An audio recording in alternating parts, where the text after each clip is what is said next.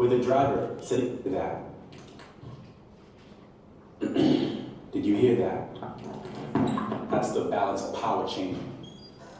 We are your neighbors, your brothers and sisters, co-workers, kids, your grandmothers. We're the driver sitting at the red light next to you, the other passengers on the plane. And now we have the power. It used to be Madison Avenue, census data, focus groups, secret shoppers. It used to be jingles, endorsements, infomercials, coupons. It used to be the customer is always right, said those who didn't listen, but that was yesterday. Today we found our voice. We are strangers, but we are organized. We won't wait for your big data. We want whatever, whenever, wherever. 9 to 5. We live 24 hours a day. We are a moving target. We move fast. We are a movement. We are cutting cords, changing the way things work. Status quo, status no. We brought down the taxi industry, but we are not the enemy. We are your opportunity. We are growing, getting better at getting better. We are your path to success, if you can keep up with us. We'll be on the winning team because we'll pick the winners. We are not millennials. We are families with more Facebook followers than you. We are not baby boomers. We are grandmothers who order Christmas gifts from a touchscreen. Gen X. Gen Y? No. We are Generation CX. And you can be too if you listen to us. Create for us. Join us. Generation CX.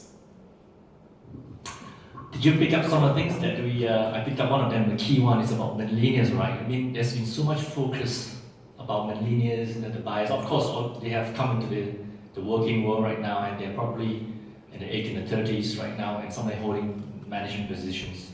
However, this video has showed us that it's not just millennials, that actually anyone can be grandmothers scrolling down an iPad, ordering some things. Now, so in this room of CX professionals, and we are here today because we're all very either in the role or extremely enthusiastic over that. And I just want to recall an experience I had when I was sharing Korean because it's in this hotel. This morning I wanted to book a hotel. I wanted to book a reservation with a restaurant in Amsterdam. She's very helpful at the reception. And can I help you? Can I go to research? What would you like? Extremely helpful. But it was 8 o'clock, and I said, she says it's not open yet. I said, it's fine, but maybe you can help me to make a reservation later on because I'll be stuck in a conference room all day. She's fine, sure. You can come back at 12 o'clock and we'll make a reservation for you. I said, and I hinted to her, my room is 777 and my name is this. She still didn't get it. Either she didn't get it or refused to get it. What I wanted her to really do is, all right, sir, I don't mind, let me take down your room number. We'll make a reservation, we'll take care of it. That's all it takes. And that's all it takes. It's not that she's not unfriendly. I suppose these are the examples that we see every day. They are very minor stuff. But these are the touch points that I walk away having a feeling that how would it be so nice if that she could put just a little effort, just a little, just to make a note on a scribble somewhere and just make that call for me. Which she's willing to do, just not willing to make a prior effort. So, I'm going to talk about a lot of this experience, and in fact, almost every day, every instances, I'll find examples of my experience with service staff, and I have a lot of.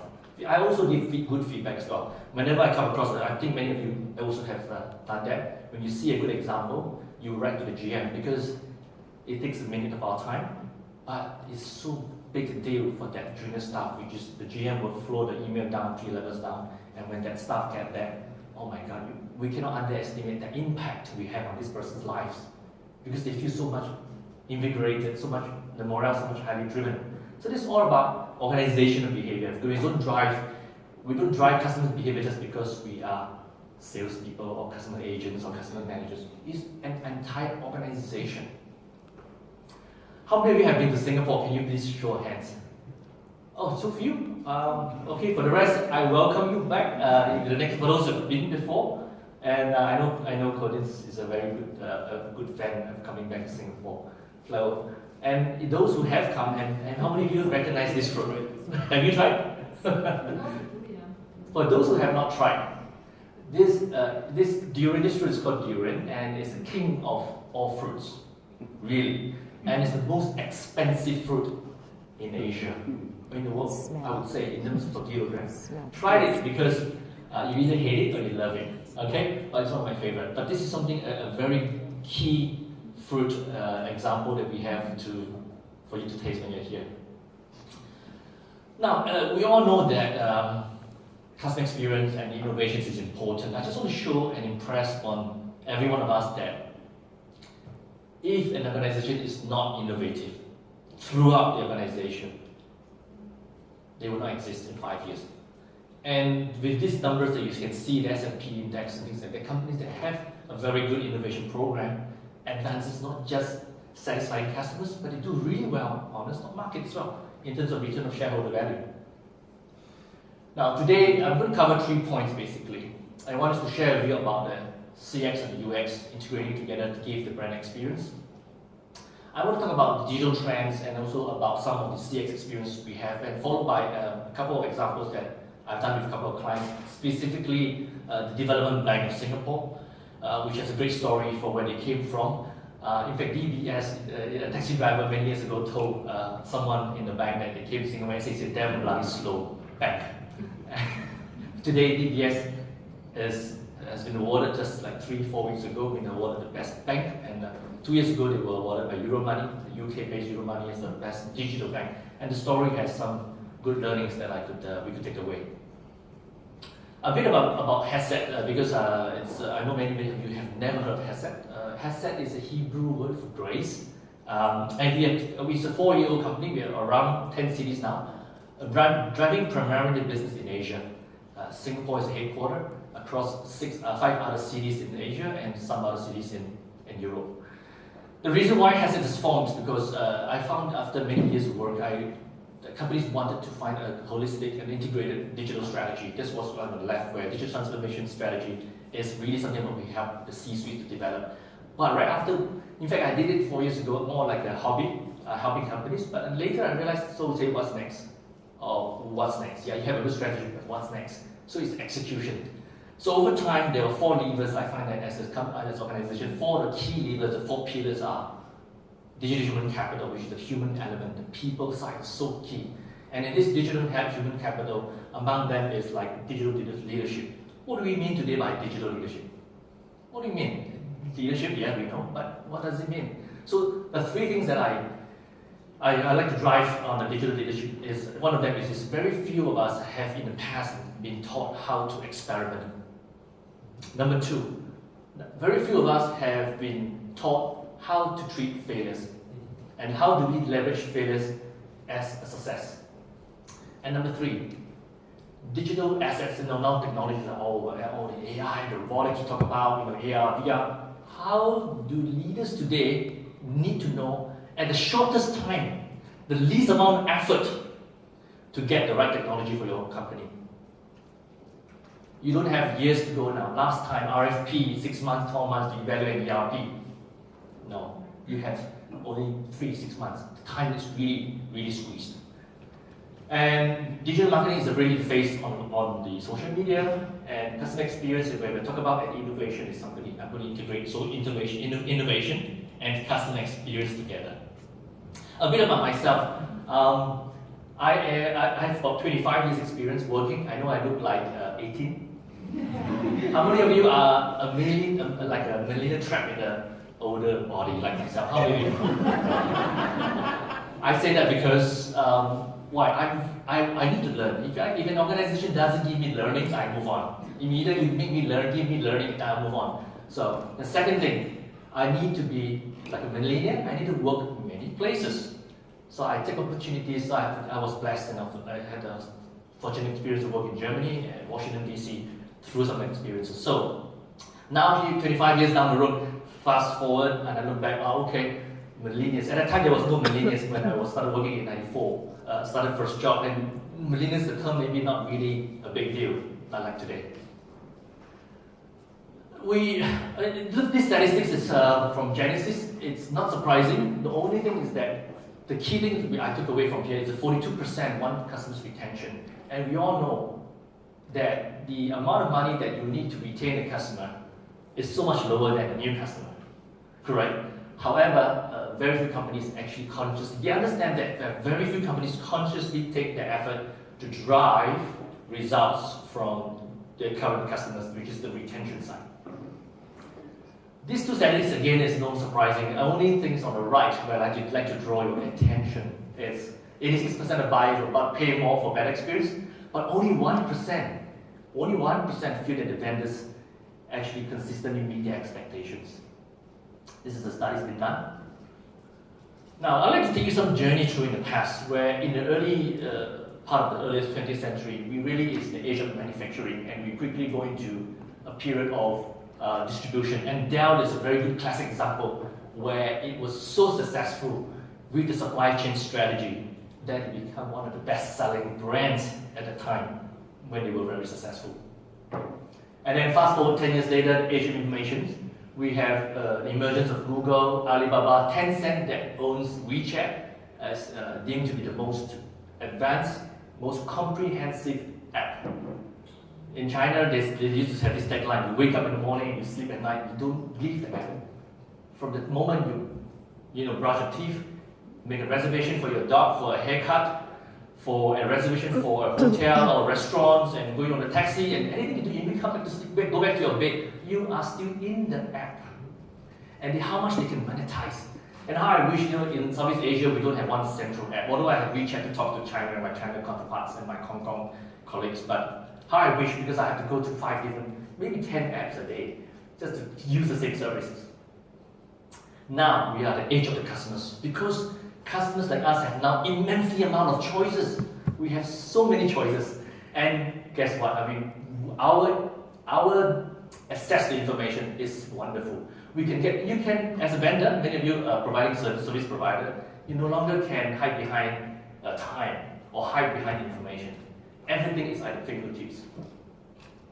Now let me move on to this. This is old customer journey where it's more sequential, moving from discovery, research. There's a lot of analysis done, but let me show you this. This is what the real world today is.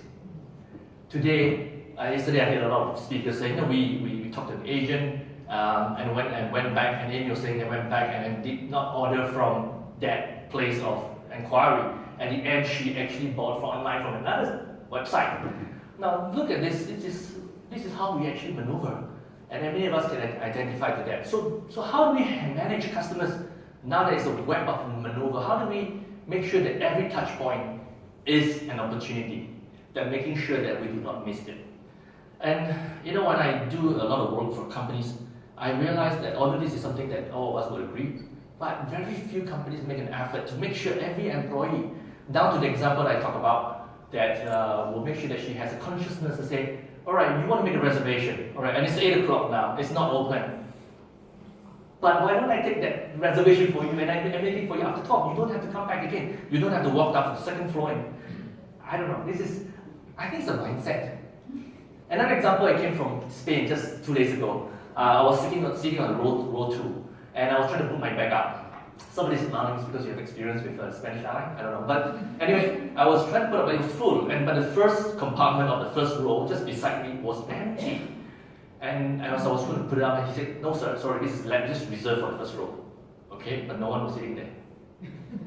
Okay, and okay, fine, yes please. I want to make a remark, and maybe I don't want to jump the gun or Sure. interrupt you, but what I hear is a lot of risk aversion that companies have. So there's a policy, and if they don't allow, the employees to take a risk or apply their own judgment, these things happen.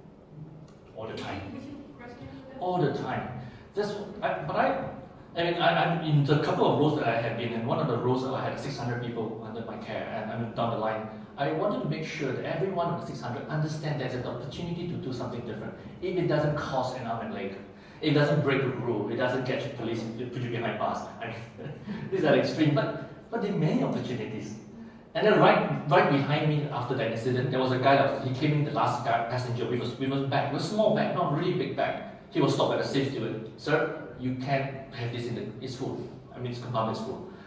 And we'll put it at the cargo. He would take the trouble to bring it to the cargo. They would spend 5 more minutes of our time sitting in the plane. Where when I look back, there was actually empty. If you arrange them a bit, there is actually space. because we don't arrange, we just chuck it in. Now we are customers, we're passengers, we don't arrange. But the steward should be just, okay, make some arrangement, this go here, that go there, that's a gap. That's it, that's all it takes. But I know it's common sense and we all laugh, but it didn't happen. He didn't make an effort to check. So, I mean, like every day I would have 4 or 5 experiences looking at this and say, interesting. So, and agree with you. So this is an opportunity that I think every employee have. The organization, and many of you are in the roles, I believe you will agree with me that if everyone in the organization has this consciousness, this culture mindset, this customer centricity, I think the touch points and the experience will be much better. Now, this model is interesting. This is a traditional model about inside out. How do we provide good customer service? We look at our competencies, we look at our business models, our offerings, our channels. No problem. This is very traditional. And customer value is defined as functional benefits minus financial cost. Okay? But today, I'd like to propose something that I call outside in. You start with the customers. We start with what they want, what their needs are, their environment, the ecosystems, the pain points model, and then you go down to the business design. It's outside in. It's extremely important because a lot of companies, particularly startups, they arrange like, okay, you're in charge of sales, you're in charge of finance and operations delivery. And then you go to the customers and say, this is the way you order, you get to receive the order in 3 days, you pay this way and you order this way. But you know what, I don't want to order in 3 days, I want to order right now, I want to deliver tomorrow. And then, oh, okay, then I go back here and I got to redesign everything. And that should be outside in. And with that definition, the perceived customer value should be economic value minus the hassle factor. These days, customers have choices. We want hassle-free. We want quick, fast, and easy.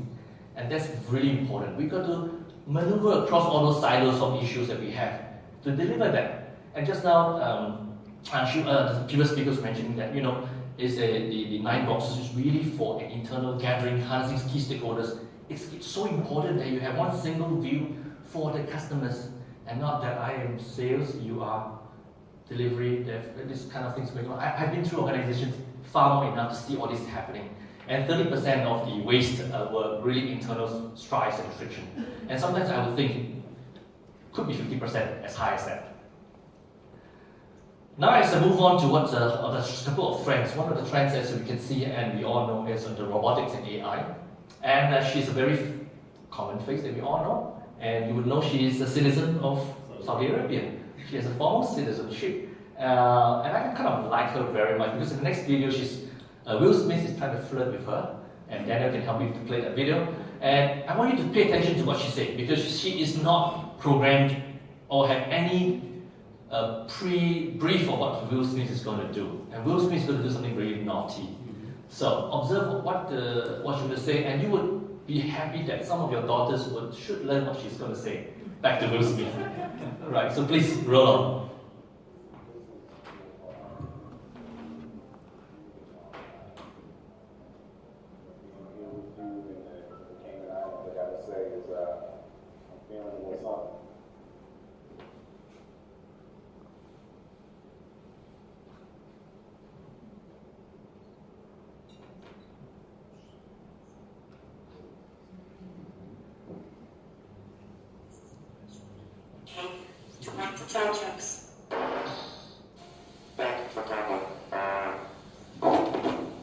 This is beautiful. I wanted to meet you for a really, really long time. And again, got to say is a wonderful song. She doesn't know how to react to that champagne glass. Not programmed. Hello, Wilson. It's not speech. This is an irrational human behavior to want to tell jokes. What is a robot's favorite kind of music? What? Metal.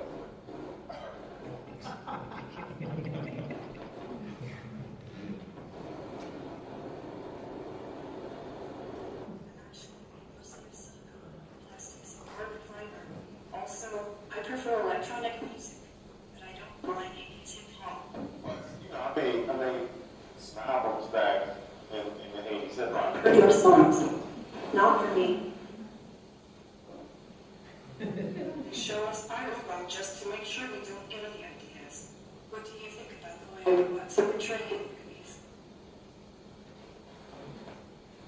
I like robots. Sophia, can I be honest with you? I don't know if it's the island air, whether it is just so easy to talk to. You got a clear head, literally.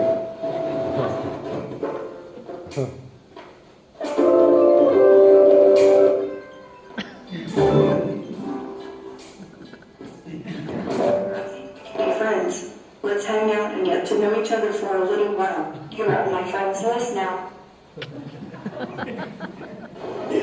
Our daughter should learn this a bit. all right.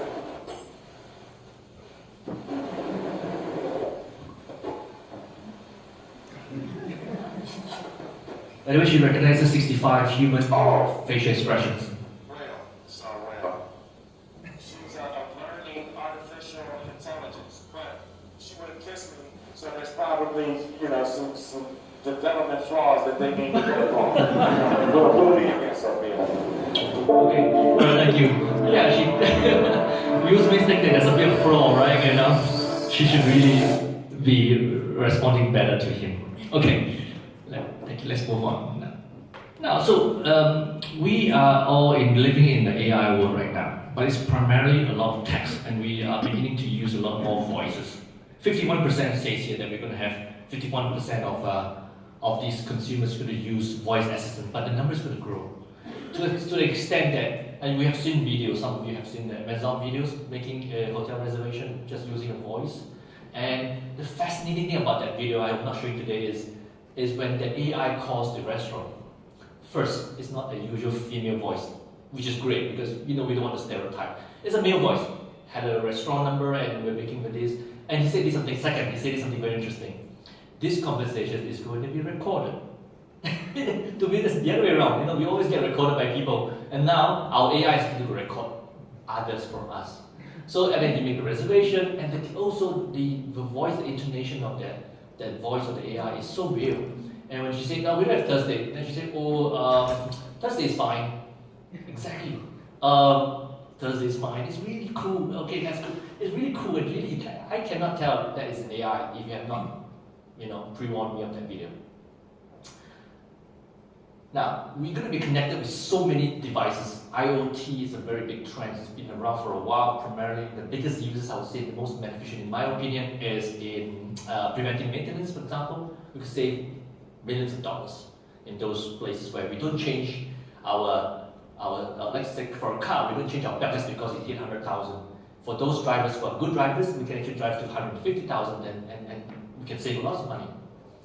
But with that, do you know China, that right now China has a number of cameras? How many, just a guess, how many of you want to guess that they have over 100 million cameras in China alone? Nobody? Yes, over 200 million. Okay, it's about 200 million, 180 to 200 million. And they will reach about 600 million by 2020, perhaps.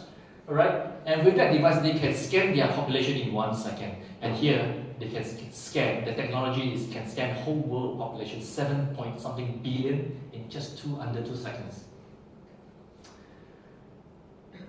Now, this is a very short video in China, a very interesting one.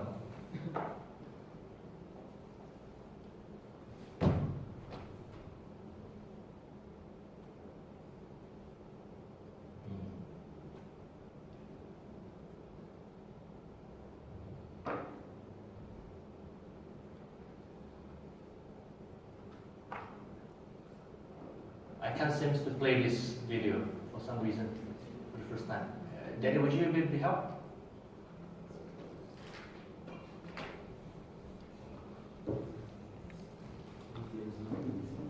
It's an embedded video. Really? Okay, so unfortunately, by this video, the Chinese government have this technology that rates people on the social behavior, meaning that the video captures people. Let's say if you were to cross the road without the green light, you get captured, you get social points deducted. Or when you behave well, you get social points added. And these points can be added for, let's say, faster internet, for check-in in hotels. And ultimately, some of them even that they will be barred from leaving the country if they really behave socially negative way. And all these are, to do that, they have the technology to capture the faces and read that. Amazingly scary, but I know there's a lot of privacy discussion here, but it's China. Another couple of examples I'm going to show is in the retail side, but it's fascinating because I work with a couple of Al Futtaim group from Middle East, Al Futtaim that owns Robinsons, and they're bringing forth some of this technology that exists in some parts of the world where you can select what you want on the window screen. With your mobile device, you can check the number. You don't have to ask, do you have L, M anymore? You know it by just going through your mobile phone and just look at it. You know the stock level, you know the price, you know the discounts. This is the best part for ladies and for me as well, particularly in winter. I got to take off 6 layers and I just try a shirt and I put on 6 layers. I don't have to do that anymore with this technology. You can put on anything you want, change any color you want. And the best part is this, as I click the button, you can send it in Facebook to your spouse somewhere halfway around the world and say, or to 20,000 of your Facebook followers and say, do you like this dress, this color? And they click like, you can make an instant decision. Is this already live? Sorry? Is this already? Yeah, this technology exists already. It's just that it's not in a massive way rolling out. The technology exists. And the last one, this is not new, again, is to walk out. I hate queuing. I really hate queuing in grocery stores or paying for something. And this is fascinating. I mean, Amazon, I think in Europe, probably you already have this technology, right, where you just walk out. And this is going to be a norm. It has to be a norm in the very near future. Lastly, before I go into the examples and bring on design thinking, we're living in a world that's really volatile, really uncertain, extremely complex, and very ambiguous. And this is one of the things that the key leaders need to really be able to understand and articulate this. The leadership, the digital leaders need to function very comfortably in this environment. And I mean it because this is the world they live in. They need not to be, they have a certain framework of what to do, but they need to understand that they need to be very comfortable with ambiguity and uncertainty, things that happen. They need to have a way to respond to that. And that's where when AI come in to take over the low, more mundane job, the human beings will then have a role to play in this part of the role, which we will make decisions based on the instance, on the spontaneous, based on this world that we're living in. So I'm an agile coach myself, and my head of innovation is in Irish. So for some reason, I think the Irish are very good in agile, and my team member is driving this agile across all the business, and this is very applicable to every line of business. As we all know, this has been developed from the software world, but in the last 7 to 10 years, it has been really widely used, and I really encourage for anyone who has not used agile as part of their business processes to start thinking about that. Lean is another area which I think is not new as well, but combining lean and agile is something that may be a little bit not too common, but this is very important to understand the iterative flow, measure, learn and analyze, because we want to learn and we want to agile, we want to change things as quickly as possible. We want to bring product out without being perfect, because when you want to be perfect, you want to bring it to perfection, you will be outrun by your competitors. And in fact, there's little benefit these days to do that anymore, because you want constant feedback from the marketplace on your product. So agile is a very good way to make sure that you continuously learn. Design thinking framework is a very common framework which I think all of us are very familiar, which is a 5 steps starting from empathy, prototype to test. But the key thing I think I spend a lot of time when I do this workshop for clients is spending the time in the area of empathy, because that's a part I think is most neglected. Or people sort of underestimate the importance of empathizing. They thought, okay, I understand what the customers want. The customers want free, cheap, and fast. That's not it. That's not just it. It's about personas. It's about personal agenda, which she's mentioned about the examples. Different customers have different personal agendas, and we need to know what these agendas are in order to tackle the fundamental needs. This is a different way of representing the design thinking, but what I like about this representation is this is a shape of infinity, and it tells us that it's an infinite loop, constant, non-stop iteration of the design thinking process. It never stops. It will go on as long as you live, or as long as the organization lives. And the best part, I think you may not be able to see this, there's a context part on the left, because when you are empathizing stage, and when you're defining the problem, you are setting the context of the problem. And on the right, it's very faint, you say form. And when you are doing the prototyping and you're creating solution, you are creating the form of the solution. Now, there are three elements here which I want to talk about the design innovation. First is usability. Whatever you design, you come out with a product solution, it has to be widely usable and accepted. And next, of course, today's world, we must be able to leverage on technology assets. And digital assets, what I call it often, is to understand the customer's digital assets, current digital assets that you have, and how do you bring them from A to B. And the A to B journey is pretty tough. Why? Because there's so many options out there. There's so many startups out there. In any solution you want to, if it's CRM, it's ERP, you have tons of choices. And the problem that tons of choices is good in one way, but it's bad because they have one which is right. And the ability for digital leaders to be able to look at the options out there and pick the right one is a key trait. It's a very key trait I find very missing in a lot of leaders. And viability, of course, is all-encompassing. The business model has to flow with it. Now, I've put this table together to combine all the purpose, focus for the three methods, the design thinking, lean and agile, which combines all three. But I also put in waterfall because it's also a very linear straight line method where you could use it for a very simplistic outcome that is also for a problem that's very well defined and a solution that's also pretty well defined. So I put this table together just basically to differentiate between each of the forms of the approaches. However, the thing is I have not come across in any organization that combines all these three methods to solve today's problem. Therefore, I came up with this model here. And the axis here on the left is a known problem, an unknown problem, and a solution that's either known or unknown. When I say known, it means the solution could be something that's predictable, right? We'll use waterfall when you have a known problem and you pretty much know that what the outcome you want to get. But if you have a situation where you're not very clear and defined about the problem at the moment, and you're not clear, and you want to be very open-minded, and nobody has come up with a solution that's the answer, design thinking is often a good place to start. Or when you're at a place where the problem is known, but the solutions are known, you could use agile to continuously improve it.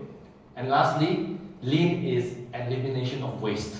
And just now the previous speaker was mentioning cutting down from 135 to 95, increasing efficiencies. That's also because there's a lot of waste in processes that needs to be eliminated. As we eliminate processes, we may not need the number of people per se to do that. We could replace them with RPA, for example. Now, so when I combine this, is just give people an understanding where to start. Because when I talk about innovation to companies, they'll say, great, I know innovation and we know we want to be innovative. But how? How? So, this is the model that I picked up. A pretty interesting model because I learned a few words below. It says design thinking is really exploring the right problem. Lean, build the right thing. And then agile, build the thing right. Pretty cool. I mean, got a few words, but it sort of sums up, everything that we want. And as I talk about the model, there's a model that I call HACCP Innovation Matrix. Let me just walk you through this model because it's a model that I've been thinking through for about a year now. The problem I'm trying to solve is this. A lot of companies use agile very well. Many banking industries, particularly. A lot of companies like the hospitality use lean very well, eliminate waste. And a lot of companies are beginning to use design thinking. But then the question that I will be asked, where do you use what? So if you look at the vertical axis, it starts with the problem space at the bottom, and then you create a solution, and then you bring it out to market. You look at the x-axis at the below, it's the time where you have an unvalidated business model, and then you become an MVP, minimum viable product for prototyping and testing, and you bring out to the market. As you bring out, you begin to validate your business model, begin to make money. But there will come a point in time at the end where you get outdated, right? Nokia, for example, BlackBerry, Kodak, and the names just goes on. You can go back to empathize. Now, empathy, why it starts in the market space? Because you need to empathize where the customers are. We need to be where the customers are, even in social media. If your customers are in LinkedIn, Facebook, Instagram, you've got to have a presence there. And yesterday's speakers was really confirming that. We need to be where our customers, because this is where they are looking. And as you go from empathy stage going down, you bring back to your company to the problem space where you begin to define the problem, and you go through the stage of design thinking, which is the light blue. Within design thinking, there is an agile phase going on, intermediate steps within design thinking, where you can see these small cycles here. But when you finish the design thinking phase, or about to finish, you are about to enter into a minimum viable product space, where in this stage you begin to bring in lean, because you want to make sure that the process and the product, you can take out and eliminate waste. And in between the lean, you actually have, between the build and the learn, and the learn and the build, there's a waterfall stage where you can really understand and get things done faster. And then at the end of it, you bring it to the market. But again, when you hit a point where it's outdated, you've got to come back to design thinking. So we roll this out to a lot of customers, and this really answers a problem to the employees, particularly down the line. They say, hey, what do we use in what instances? This gives them a guiding principle. If you divide them into boxes, you're going to have 3 by 3 boxes, imagining the lines between. And those boxes will be somewhat give you a guiding principle where you should start, what techniques you should use. An example I want to bring about is DBS Bank, which is an example, I think, of a very good story for the last 7 years, how they built from a bank that's codenamed as Damn Bloody Slow Bank to one of the best banks, not just Asia, but around the world. Now, with Lean, they have adopted a couple of years, they've eliminated 250 hours of waste time in the processes. And they have also adopted the very Asian methodologies and behavior, which is respectful, R for respectful, and E for easy to deal with, and D is for dependable. So it's something like a really bring all stakeholders together, making sure every department delivers this consistent value. They are very conscious about customer-centric design, so much so that their call center agent has a script. For example, a real example is if you call in for you lost a credit card A, they have a script that teaches the agent to say, besides A, I noticed that you have B and D and C, could be cards, could be other things, could be other help that you might need. Can we help you with that? That's nice, because very often in a frantic call, we'll call one bank and say we cancel the card for A, but we forgot about other things that may be related. But the agent has an ability to say, what if? And they have data about us. So with that, they really be very customer-centric and delights the customer. They have a couple of taglines. One of them is bank less and live more. They also have an invisible bank. They really want to give a sense to customers that we don't want to be in the way. We don't need you even to come to the branch. And many of us have not been to the branch for a long time. Now, they have experimented in India. So DBS India has actually allowed, at that time was prototype phase, but it has been in production now, that you can open an account without signing. Yes, I think it could be I did research on that, because one of the first in the world, that where you can open a bank account without a physical signature. Now, the transformation last part is that they use Agile, and they do a lot of, have a lot of processes that they will take 5 days or even 5 days to open an account, for example. But with the Agile stand-up meetings, they eliminate the process of 5 days to 3 days, just because of adopting Agile practice and getting people together. So there's a lot of improvement they do. They do a lot of hackathons. Another example, they go out to universities. They got 100 teams of young people and say, look, and they got the senior managers of the bank and say, tell them the real problem of the bank, real problem. They went away. We conducted for them the hackathons for over the 2 days, and then they came back with a solution. And guess what?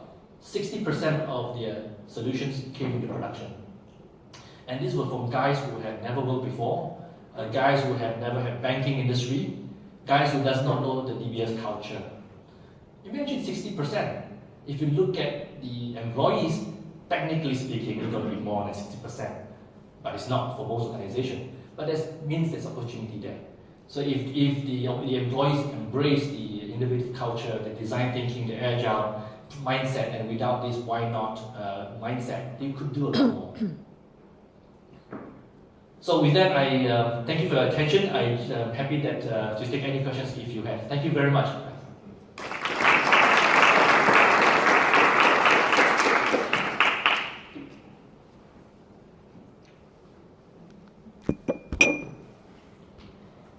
Yes, please.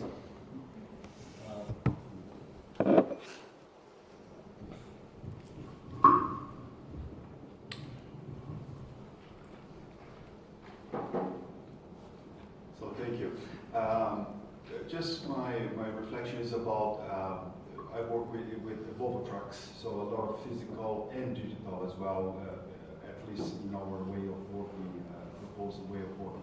So here we are hearing a lot of, the digital development and so on, but do you believe that this methodology that you are presenting also is valid for the physical improved environment as well, like the agile way, design thinking and so on, can be applicable for the physical process improvement, process development?